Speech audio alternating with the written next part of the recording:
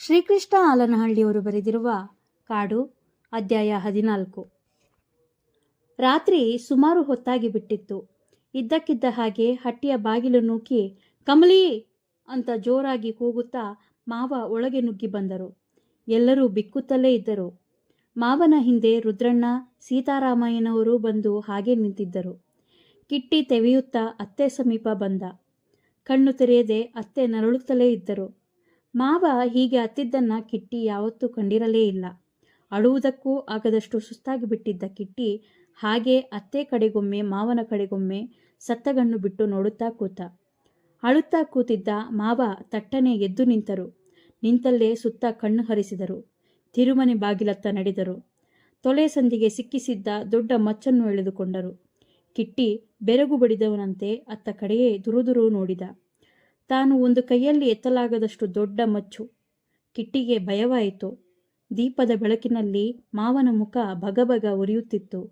ಮಚ್ಚು ಹಿಡಿದ ಕೈಯೂ ಕಂಪಿಸುತ್ತಿತ್ತು. ಹಟ್ಟಿಯೆಲ್ಲ ಗಡಗಡ ನಡುಗುವ ಹಾಗೆ ಹೆಜ್ಜೆ ಇಡುತ್ತಾ ಹೊರಟೇ ಬಿಟ್ಟರು. ಕಿಟ್ಟಿಯ ಕಣ್ಣುಗಳಿಗೆ ಮಾರಿ ಹಬ್ಬ ಮೊಗಚಿಕೊಂಡಿತು. ತಮಟೆ ಕೊಂಬಿನ ಸದ್ದು ಕಿವಿಡಾಗಿಸುತ್ತಿದ್ದ ಹಾಗೆ ಮಾವ ಮಚ್ಚನ್ನು ಎರಡೂ ಕೈಯಿಂದ ಮೇಲೆತ್ತಿ ಕೊಬ್ಬಿದ ಟಗರಿನ ಕತ್ತಿಗೆ ಜೋರಾಗಿ ಅಪ್ಪಳಿಸಿದರು.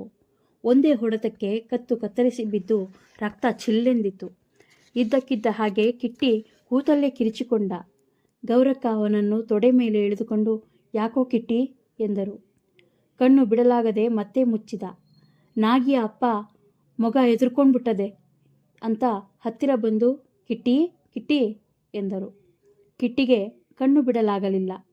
ಪ್ರಜ್ಞೆ ತಪ್ಪಿ ಕಿಟ್ಟಿಯ ಹಣೆಗೆ ಒದ್ದೆ ಬಟ್ಟೆ ಹಾಕಿದ ಗೌರಕ್ಕ ಅವನನ್ನು ತೊಡೆಯ ಮೇಲೆ ಮಲಗಿಸಿಕೊಂಡರು.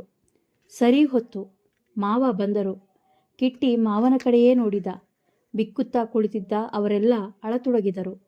ಮಾವ ಅಂಗಳದಲ್ಲಿ ಬಂದು ನಿಂತರು. ಮೊದಲ ಹಾಗೆ ಕೂಗಲಿಲ್ಲ. ನಿಂತಲ್ಲಿಂದ ಕದಲಲೂ ಇಲ್ಲ. ಕಿಟ್ಟಿ ಮಾವನ ಕೈಲಿದ್ದ ಮಚ್ಚಿನ ಕಡೆಯೇ ನೋಡಿದ. ದೀಪದ ಬೆಳಕಿನಲ್ಲಿ ಅದು ರಕ್ತದಿಂದ ತೊಯ್ದು ಕೆಂಪಗೆ ಹೊಳೆಯುತ್ತಿತ್ತು. ಕಿಟ್ಟಿ ನೋಡುತ್ತಿದ್ದ ಹಾಗೆ ಮಾವನ ಕೈಲಿದ್ದ ಮಚ್ಚು ಕಳಚಿ ಅಂಗಳದ ಚಪ್ಪಡಿ ಕಲ್ಲಿನ ಮೇಲೆ ಡಣ್ಣನೆ ಬಿದ್ದಿತ್ತು. ಅದರ ಸದ್ದು ಹಟ್ಟಿಯನ್ನೆಲ್ಲ ತುಂಬಿತು. ಕಿಟ್ಟಿಯ ಕಿವಿಗಳೂ ಆ ಸದ್ದನ್ನು ತುಂಬಿಕೊಂಡವು. ಹಳೆಯ ಘಟನೆಗಳೆಲ್ಲ ಕಿಟ್ಟಿಯ ಕಣ್ಣಿಗಿಳಿಯತೊಡಗಿದವು.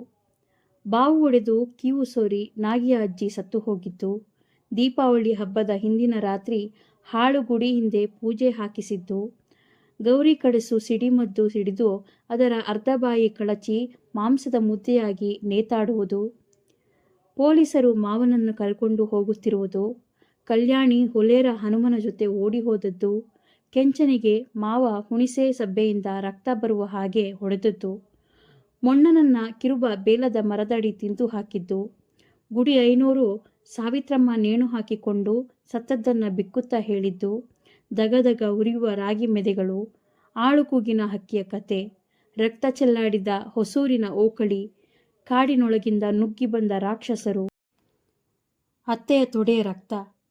ಕುಂತಲ್ಲೇ ಗಡಗಡ ನಡುಗಿದ ಕಿಟ್ಟಿ. ಇದ್ದಕ್ಕಿದ್ದ ಹಾಗೆ ಅತ್ತೆ ಜೋರಾಗಿ ನರಳಿ ತಟ್ಟನೆ ನರಳುವುದನ್ನು ನಿಲ್ಲಿಸಿಬಿಟ್ಟರು. ಇನ್ನೊಮ್ಮೆ ಹಟ್ಟಿಯನ್ನೇ ಎತ್ತೆಸೆದು ಬಿಟ್ಟಂತ ಗೋಳಾಟ.